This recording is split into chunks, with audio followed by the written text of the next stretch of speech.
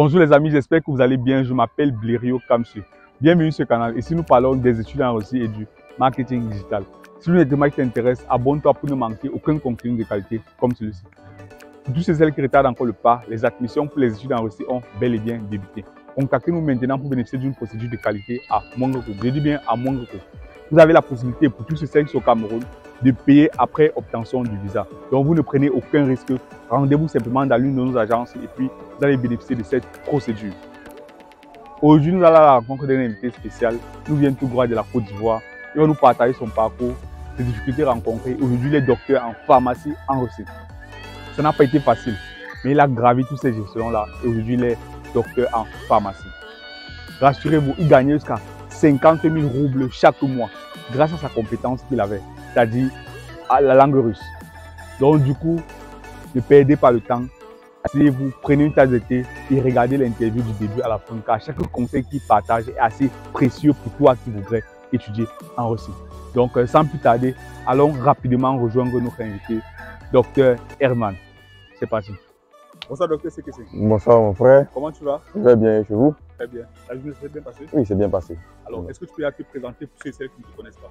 Ok, bon, moi c'est Dr CKC Herman Blessing. Voilà, je suis docteur nouvellement diplômé de l'université de médecine d'Orel. Voilà, je suis ivoirien de nationalité. Voilà, c'est un peu ça. D'accord. Alors, après ton baccalauréat, qu'est-ce que tu as fait? Pourquoi est-ce que tu as choisi la Russie, par exemple? Bon, après le bac, j'ai d'abord postulé pour deux universités. Et une école polytechnique qu'on appelle INPHD en Côte d'Ivoire, qui est dans la ville de Yamoussoukro. Et puis, j'ai aussi postulé pour l'université afin de faire médecine. Voilà, donc j'avais l'option entre deux facultés, c'est-à-dire soit aller en fac de médecine ou bien aller à l'école polytechnique à Yamoussoukro pour faire une formation d'ingénierie. Voilà. Donc après avoir postulé, j'ai pas été retenu à l'école polytechnique, voilà, et on m'a retenu à l'université de médecine à Abidjan, à l'université Nangui à Brogoua. Voilà, donc là-bas, j'ai mûri là-bas l'amour pour le monde de la médecine. Voilà. Et là-bas, après le concours, parce qu'il y a un concours en première année, un concours très sélectif, voilà, j'ai pas été admis. Mes parents et moi avons décidé comme ça d'aller étudier ailleurs. Voilà, donc c'est comme ça que je suis venu en Russie. Donc le choix de la Russie s'est vite fait parce que malheureusement tu n'as pas obtenu le concours après la première année. Oui. Bon, le choix de la Russie en fait s'est fait pas rapidement. Voilà, le choix s'est fait parce que j'ai d'abord eu le choix entre la Suisse et la France. Voilà. Et au niveau de la France, la médecine, comme on le sait, hein, comme en Côte d'Ivoire, c'est quand même un peu compliqué et ça, voilà, ça demande vraiment, je dirais pas du temps, mais ça demande beaucoup de, demande en fait, bon, pour les étudiants étrangers en général, on demande des niveaux vraiment très élevés. Okay. Voilà, donc c'était un peu compliqué de pouvoir postuler. Et côté suisse, la demande des différents documents qu'il fallait fournir en fait était tellement beaucoup, il y avait tellement de papiers à fournir, au final on était tous découragés. Voilà, donc c'est comme ça que par le biais d'un ami que je connais, avec qui il fait aussi la médecine en Côte d'Ivoire, voilà, c'est lui maintenant qui était déjà venu ici avant moi, donc il me contacte et il me parle un peu de la Russie et c'est là en fait qu'est parti quoi l'envie de vouloir savoir c'est quoi la Russie, qu'est-ce qu'il y a, parce qu'au départ je ne savais rien vraiment sur la Russie. Voilà, donc je prends mon temps, je vais sur internet, je tape, j'essaie de chercher c'est quoi la Russie, j'essaie de voir les différentes villes en Russie avec le alphabet qui est un peu différent de l'alphabet français. Voilà, mais après plusieurs recherches sur internet, je me rends compte que la Russie fait partie, je ne pas dire la Russie en fait a fourni beaucoup de scientifiques, voilà, dans le monde médical et puis en tout cas à travers le monde. Voilà, donc j'essaie un peu de m'informer sur ces différents scientifiques là et je remarque que ces scientifiques là en fait ont eu un impact sur l'évolution de la science à travers le monde, au niveau aussi de la chimie, au niveau de la physique, ainsi de suite. Donc, c'est de là qu'est partie mon envie de venir en Russie parce qu'il me disait, OK, si je veux venir faire soit pharmacie ou bien médecine en Russie, vu les scientifiques qui ont précédé la Russie ou qui ont mis la Russie sur le monde scientifique, je me dis que peut-être que là-bas, je pourrais avoir une formation de qualité. Voilà. C'est comme ça que le choix en fait, a été confirmé par les parents et puis moi-même. Oui. Et puis, quand tu es arrivé en Russie, quelles étaient tes premières impressions? Comment est-ce que ça t'a fait? Quelles étaient tes premières impressions en Russie en fait? Bon, d'abord, quand je suis arrivé, vu que je suis arrivé en période d'hiver, la première chose, c'était le froid. Voilà, on sort directement de l'aéroport, là, automatiquement, c'est le froid qui m'accueille. Je fais directement un retour parce qu'il faisait vraiment froid. Voilà. Mais bon, Dieu merci, celui qui est venu pour me chercher avait apporté des vêtements là, pour me mettre au froid et ça m'a permis en fait de me garder au chaud. Voilà. C'était le froid, effectivement, c'était le froid. Voilà, c'était le froid. Quand tu es arrivé, tu as eu tes premières impressions, le froid, tu as touché à l'aéroport. Mais maintenant, la pâte a commencé. Oui, maintenant, on commence maintenant l'année des langues. Et là, en fait, moi, j'arrive en décembre. Voilà, je suis arrivé en décembre, je suis arrivé en retard. Parce qu'en Russie, la rentrée scolaire, c'est le 1er septembre. Mais pour les étudiants en année de langue, on peut commencer en novembre, en octobre et en décembre. Voilà, donc moi, j'arrive, on me met dans un groupe là, mais ils sont déjà en avance sur le cours d'un mois. Voilà, donc je dois me rattraper. Voilà. Et là, en fait, le professeur, en fait, vraiment qu'il salue au passage, c'est vrai que la vidéo c'est passé en français, mais elle m'a beaucoup aidé. Elle m'a beaucoup aidé parce qu'elle a mis un programme spécial en place pour m'aider à être au même niveau que mes amis qui avaient déjà 1 mois et demi de cours. Voilà, donc je commence avec l'alphabet que j'avais déjà commencé à bosser pendant que j'étais encore au pays. Voilà, donc je connaissais plus ou moins. Et là, en fait, va commencer en fait comme mes premières difficultés.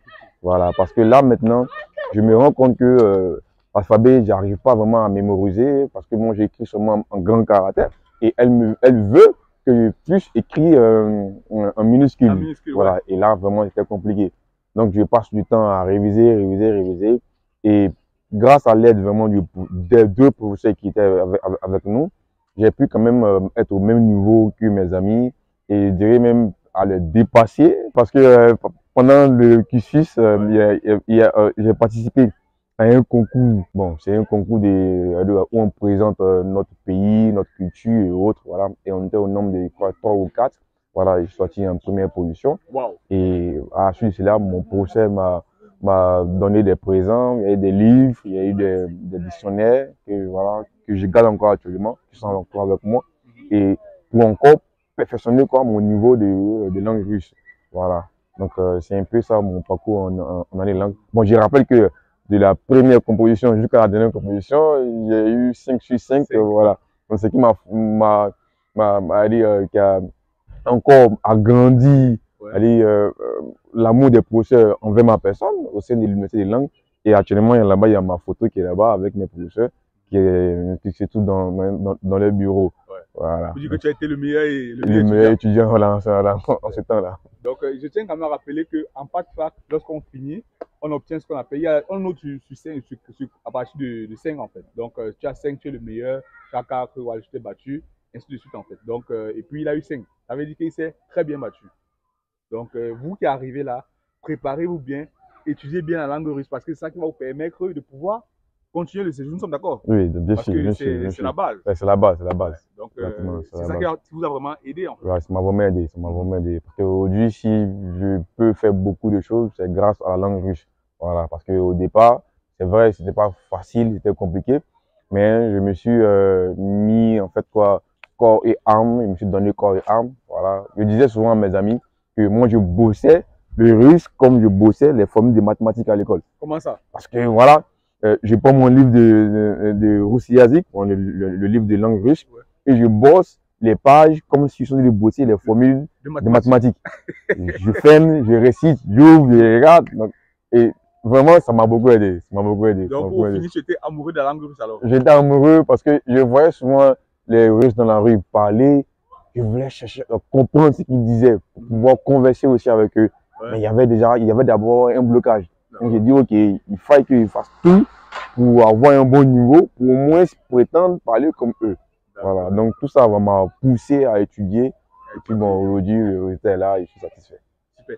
Alors, il faut bien préciser que, comme tu as dit dès le départ, tu es docteur en pharmacie. Ça veut dire qu'après la langue russe, tu es entré en pharmacie, ça? Oui, après la langue russe, nous sommes soumis à un concours pour entrer en première année de médecine.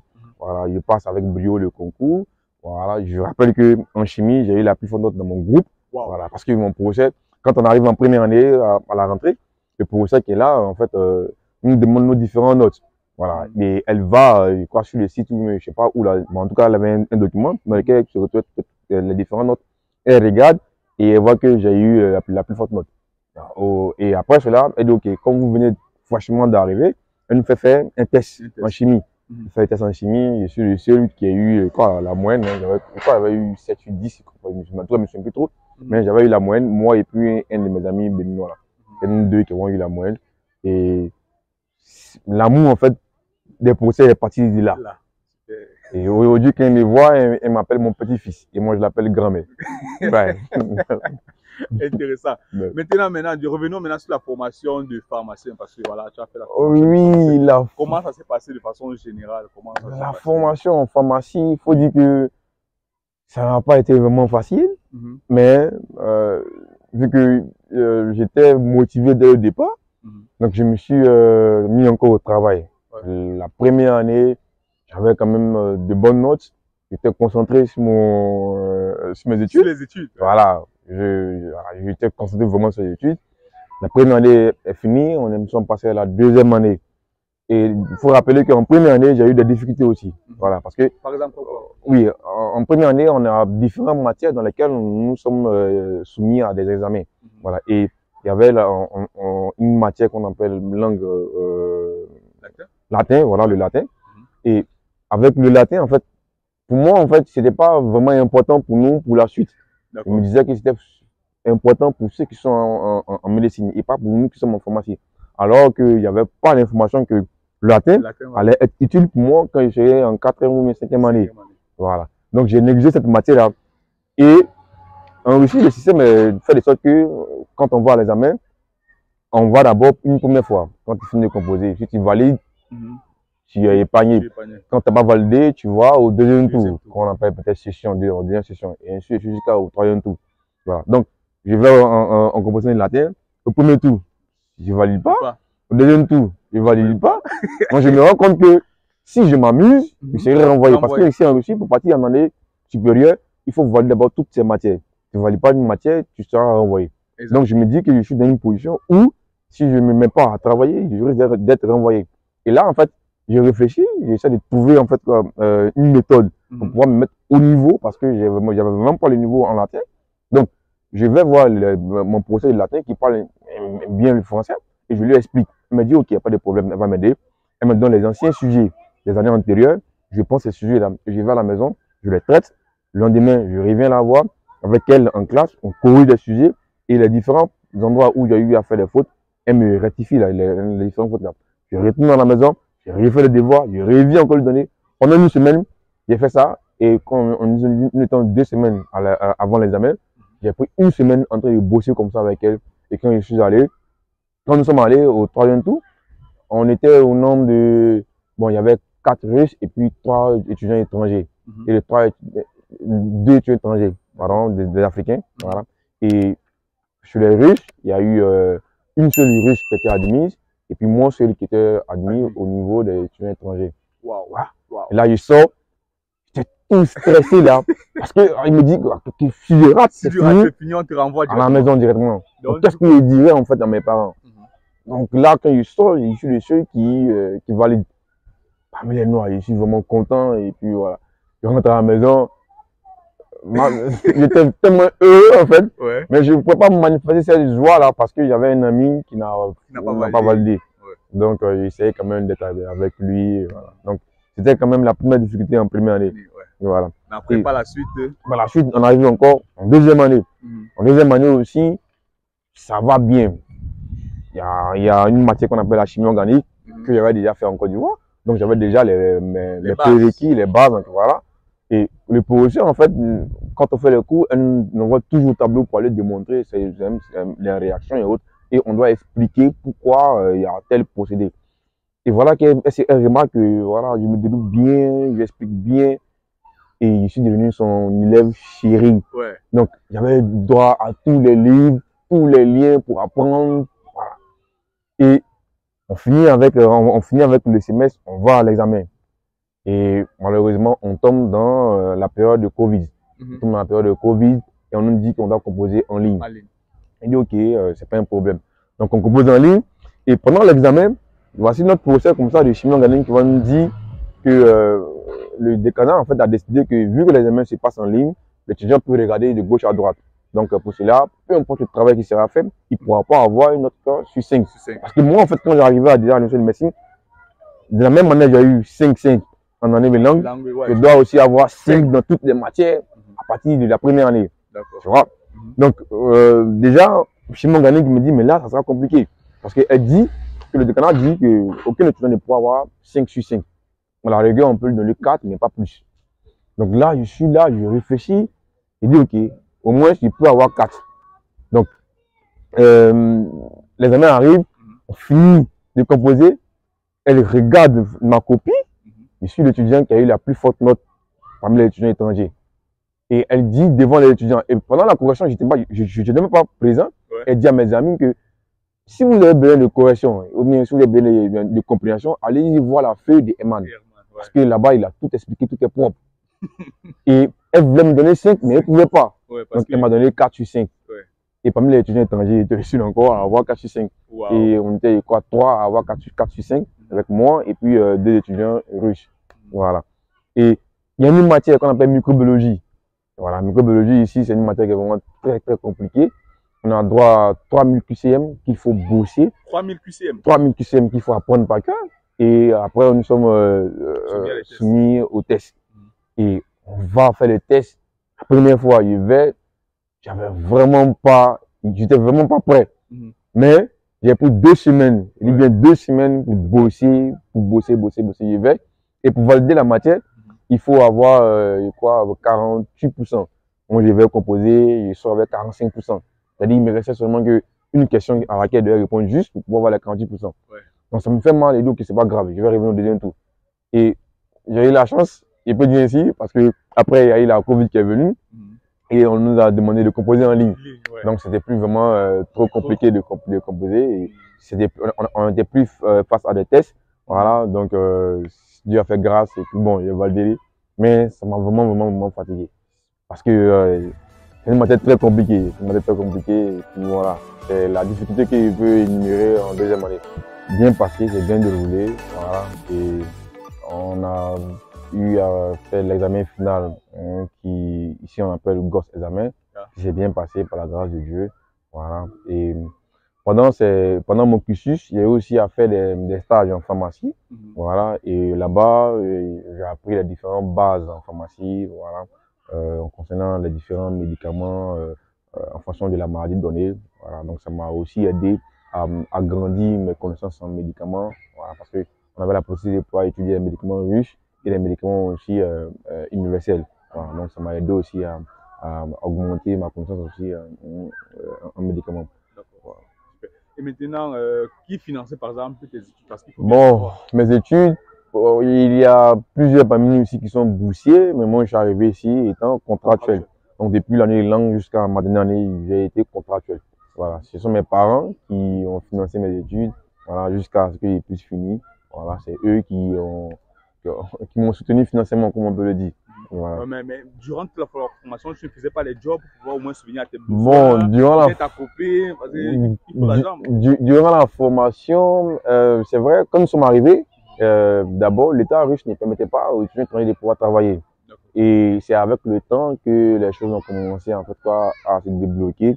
Mais il était compliqué de pouvoir se concentrer au niveau de la médecine et puis aller travailler. Donc moi, en fait, qu'est-ce que je faisais? En général, les étudiants en médecine que je connais travaillent pendant les vacances. Et moi, qu'est-ce que je faisais? Vu que j'avais déjà la maîtrise de la langue russe et je me débrouille aussi pas mal aussi en anglais, donc je jouais un peu le rôle d'aide, disons, voilà, merci, d'intermédiaire entre les étudiants étrangers et puis l'administration. Et pour cela, ils demandaient qu'on me paye. D'accord. Donc, c'était aussi pour moi une source de revenus. Donc, ça veut dire que tu utilisais ta langue russe pour pouvoir gagner de l'argent. Gagner de l'argent, voilà. Donc, C'est comme tellement ça. tu étais bon en langue russe que tu utilisais la langue russe pour Pour gagner de gagner de l'argent. l'argent. Exactement. Waouh, Exactement. waouh. Exactement. Donc, vous voyez vous-même que c'est possible en fait. Juste avec sa langue russe, il n'avait plus besoin d'aller travailler. Il partait juste là-bas, il interprétait en moi et puis il gagnait de l'argent en fait. Donc, vous voyez que simplement avec la langue russe, vous pouvez déjà gagner de l'argent à partir de la première année en fait. Donc, du coup, c'est très important de bien apprendre la langue russe. Voilà. Alors, maintenant revenons.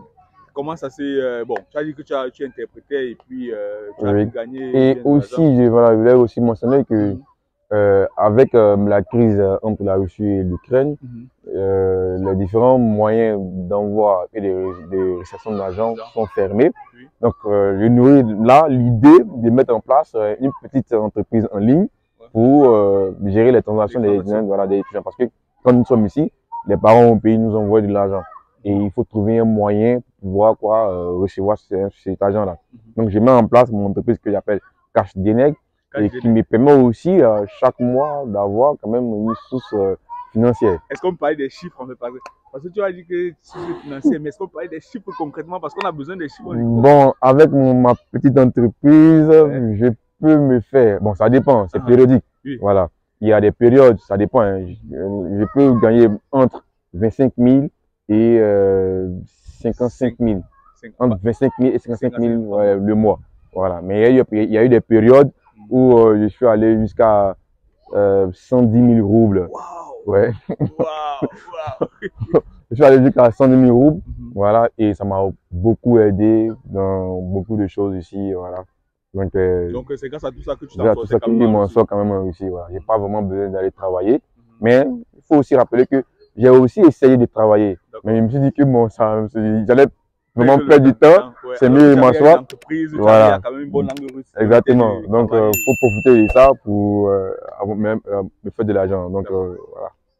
Ça. Alors maintenant, est-ce que tu recommandes la formation de pharmacien à un étudiant, un Ivoirien qui est là au pays comme ça, à Cocody, là-bas, ou à Yopougon, qui est là, qui regarde ses vidéos et se dit, ben, je voudrais être comme docteur Herman.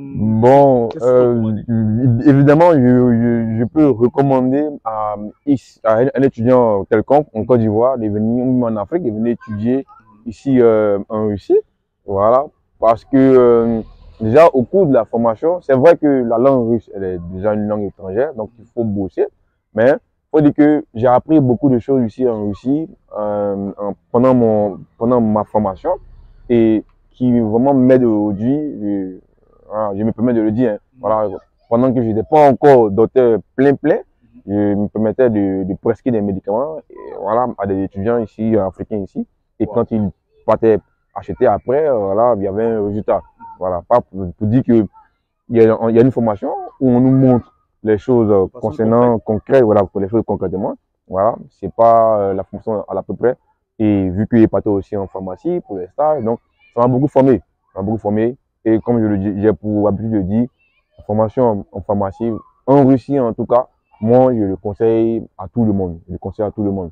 Africain ou pas africain, vous pouvez venir étudier ici, pharmacie. En tout cas, vous ne serez pas déçus. Voilà.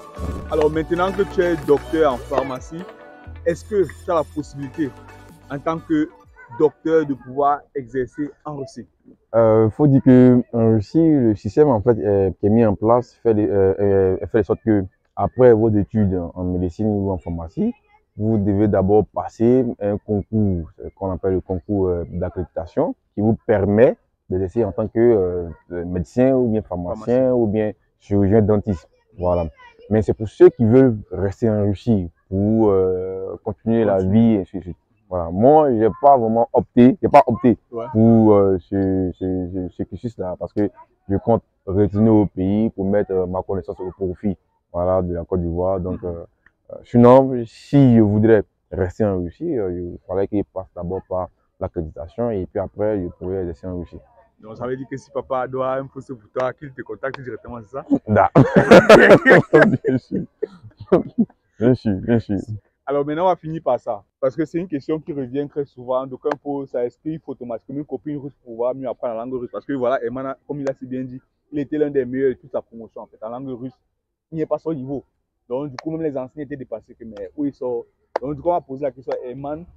Dr Herman, autant pour moi, est-ce qu'il est de ceux qui pensent qu'il faut automatiquement une copine russe pour mieux apprendre la langue russe? You have the floor. Bon, c'est vrai, quand nous sommes arrivés aussi, on a entendu parler de ça. Mais il faut dire que quand nous sommes arrivés, bon, quand je suis arrivé en Russie, j'avais un peu cette peur-là de m'approcher des femmes. Voilà, parce que on a grandi au pays, les parents nous disaient que quand on va s'approcher des femmes, on sera plus intelligent. Voilà, donc moi j'arrive, on me dit que pour parler vite la langue russe, il faut aller directement vers les femmes russes. Et je dis, mais moi, pour moi, ça sera compliqué là. Ok, donc moi, je cherche d'abord les moyens de pouvoir développer seul mon niveau en langue russe. Il faut dire que la connaissance des Russes, vu que j'étais dans un groupe où j'étais avec les Russes, ça m'a permis quoi, de développer 2 fois plus mon niveau encore, d'améliorer 2 fois plus mon niveau de langue russe. Voilà. Mais je précise que moi, j'ai pas eu de copines russes, mais j'ai eu des amis russes qui m'ont vraiment aidé à avoir un bon niveau en russe. Parce que le fait de changer tout le temps, j'ai appris de nouveaux verbes, de nouvelles phrases, comment les constituer, ainsi de suite. Ça m'a beaucoup aidé. Voilà. Par contre, je connais des amis en fait, qui ont eu des copines russes et eux aussi, ils ont un très bon niveau en langue russe. Voilà. Mais si je dois donner un conseil, bon, je pense que c'est facultatif. Voilà, c'est facultatif. Ça dépend, ça dépend. Et mon conseil, en fait, c'est d'abord d'essayer soi-même. Voilà, et peut-être d'avoir son expérience. De chercher d'abord à avoir son expérience et puis peut-être aller peut-être vers les femmes russes. Mais ça, en tout cas, moi, ça ne m'a pas vraiment aidé. Ouais. Voilà, parce que j'ai fait pratiquement tout seul avant d'avoir des connaissances russes. Donc, si je devais donner un conseil, étudiez d'abord vous-même, apprenez d'abord vous-même et puis peut-être après, vous pouvez penser à avoir une copine russe. Merci beaucoup, Dr CKC Herman. CKC Herman. Merci à vous. C'est un plaisir de pouvoir partager avec moi toi. Également.